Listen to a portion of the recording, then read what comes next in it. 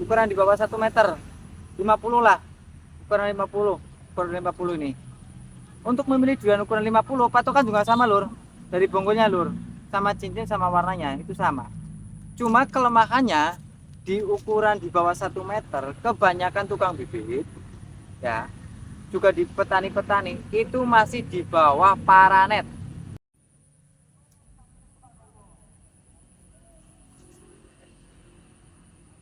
Assalamualaikum warahmatullahi wabarakatuh. Salam sejahtera buat kita semua. Semoga kita dalam keadaan sehat dan dilimpahkan rezekinya. Amin amin ya rabbal alamin. Halo lur ya. Kali ini saya mau berbagi pengalaman tentang cara memilih bibit durian yang bagus. Itu menurut sudut pandang saya lur ya. Saya sebagai tukang bibit juga. Jadi saya mau ngasih tip nih buat sedulur-sedulur semua. Apabila nanti beli bibit dimanapun dan sama siapapun, nanti punya gambaran lah, punya bekal gimana caranya sih milih bibit durian yang bagus dan layak dikebunkan. Intinya seperti itu lur. Karena dalam pemilihan bibit itu adalah tahapan awal untuk kita bertani mau sukses apa enggaknya. Itu berawal dari pemilihan bibitnya dulu lur. Soalnya saya di sini kan sebagai penjual bibit ya lur ya. Saya juga banyak lah dan bertemu sama penjual bibit yang bisa dibilang tanda kutip bisa dibilang nakal lah lur ya lur ya. Jadi menjual bibitnya kadang cuma musiman. Waktu musim hujan tahu peluang apa usaha bibit bagus langsung ikut. Jika udah musim panas terus hilang lagi, nanti munculnya pas musim hujan lagi. Itu ada tuh yang pedagang-pedagang musiman, kadang itu tidak memikirkan apa sih ya segi kerugiannya dari si konsumen, taunya hanya untung aja. Saya bukan menjelekkan pedagang-pedagang yang seperti itu ya, enggak, itu ada beberapa loh, bukan menjelekan. Karena saya pribadi pun sebagai tukang bibit banyak aduan-aduan seperti itu dari konsumen. Kemudian kejusan. Ya kita langsung aja lur ya. Untuk memilih bibit durian yang bagus menurut saya lur ya, itu di ukuran 1 meter lur. Nih, di ukuran 1 meter. Itu bibit durian itu yang udah bagus, sangat layak dikebunkan. Itu menurut saya pribadi ya lur ya. Jadi kalau menurut senior-senior dan pedagang-pedagang bibit dan pembibit yang lain, saya nggak tahu ya. Ini menurut gambaran saya pribadi. Waktu saya ke lapangan, ya otomatis saya juga penjual bibit ya. Jadi mengamatinya bukan sehari 2 hari. Gitu loh.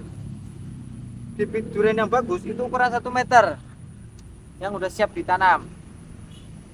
Terus patokannya apa?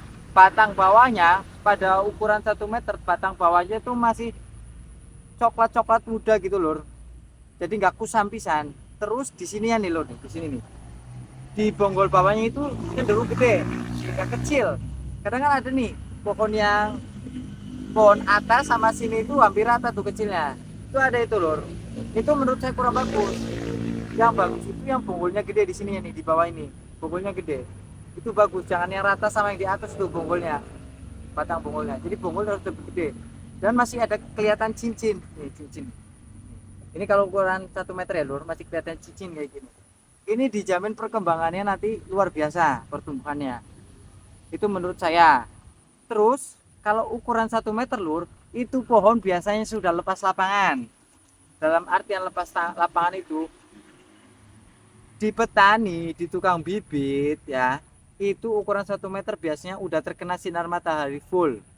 Ya, dijajakannya itu ditatanya itu udah kena sinar matahari full. Beda ya lur ya, sama yang ukuran ini,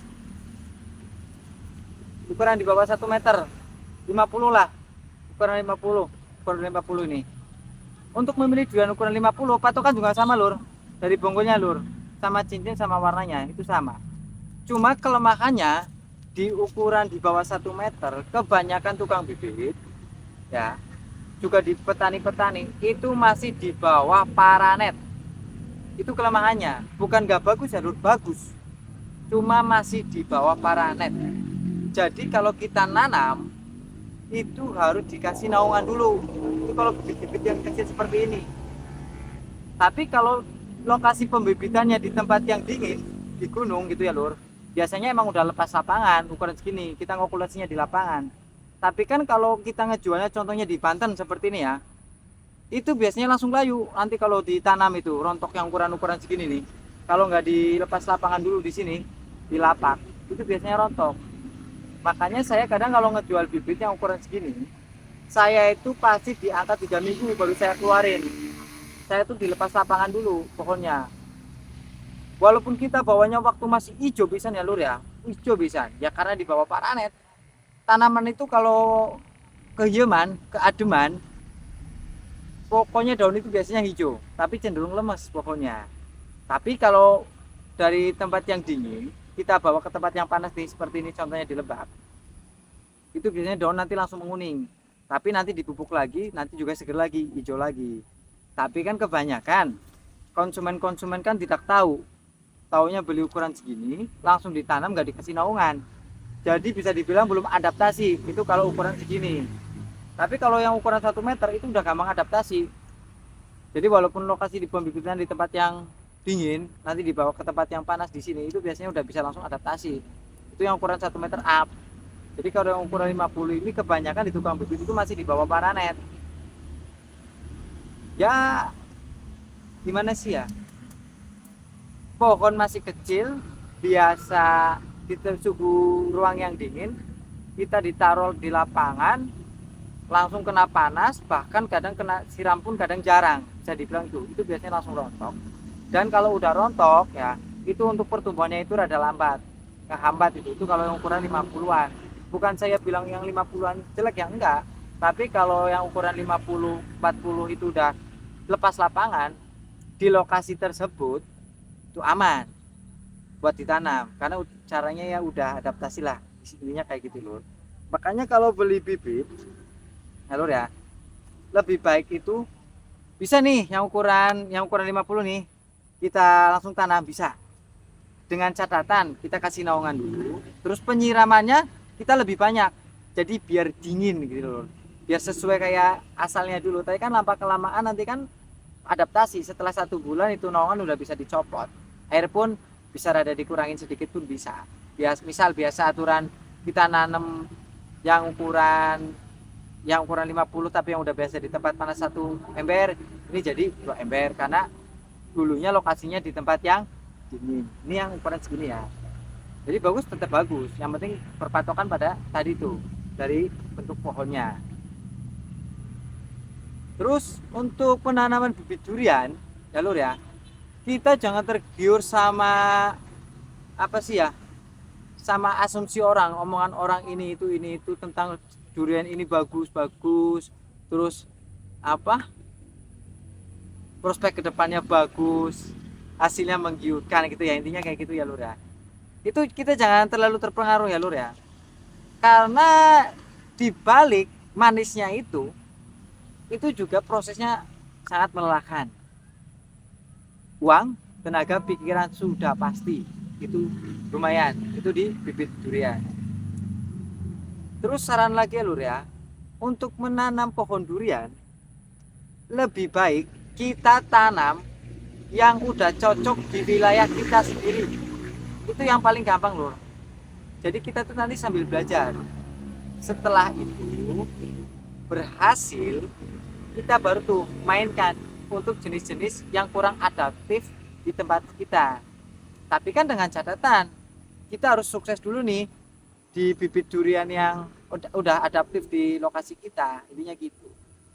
Seperti yang saya bahas, kita cukup beli ini bibit durian 1 bulan satu aja lur, setahun kan udah 12 itu, 3 tahun udah 36, 3 tahun durian udah bisa dibuahkan, 4 tahun udah bisa dibuahkan. Nah itu kan bisa buat subsidi modal itu lur, bisa buat subsidi modal untuk kita nanam varietas yang jenis yang ibarat kata dibilang susah gitu lur. Makanya lebih baik kalau mau beli bibit ya nanya ke penjual bibitnya. Kalau penjual bibitnya nggak tahu, nanya yang udah pernah ngebon kebun durian di wilayah sedulur-sedulur semua. Pohon yang paling genjah jenis apa sih? Yang paling gampang dan adaptif di wilayah kita jenis apa sih? Lah itu untuk apa sih ya, meminimalisir kegagalan kita di bertani durian. Soalnya kalau kita berkebun kita gagal terus itu bikin kapok lur. Ya gimana ya lur ya, modal udah gede, capek tenaga itu udah pasti, pikiran udah pasti. Terus dengan catatan kita jangan berharap lebih nanti di panen pertama kedua kalau kita belum tahu ilmu yang durian langsung maksimal, enggak. Jadi panen durian, panen buah-buah yang lain kita juga harus bisa mupuk, bisa merawat. Dikala mau panen, alam pun juga harus mendukung. Jadi kita main di dunia pertanian itu harus benar sabar loh. Orang-orang yang udah legowo lah, yang ikhlas itu bisa tuh bermain di dunia tanaman, khususnya di durian ya, karena dibilang rada angel kayak gitu loh. Makanya sebelum bertani durian, monggo lah dipikir-pikir, diobrolkan dulu sama keluarga, karena ya itu lor modal lumayan juga. Jangan sampai nanti mogok di tengah jalan, sayang lah kita udah masukin uang gede-gede ke kebun ternyata nanti makrak di tengah jalan.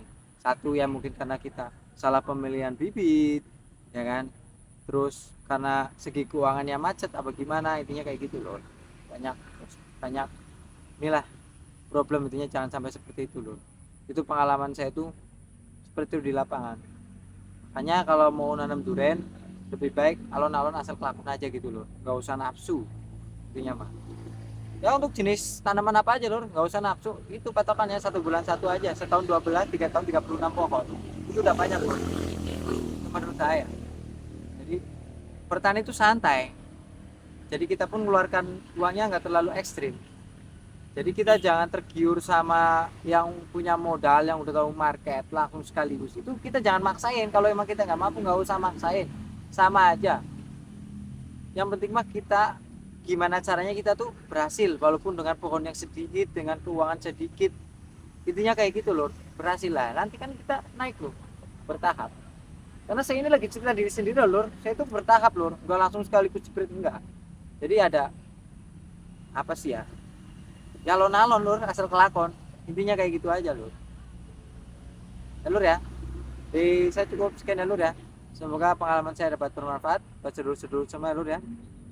Jangan lupa ngopi lur. Salam tentang macul. Wassalamualaikum warahmatullahi wabarakatuh.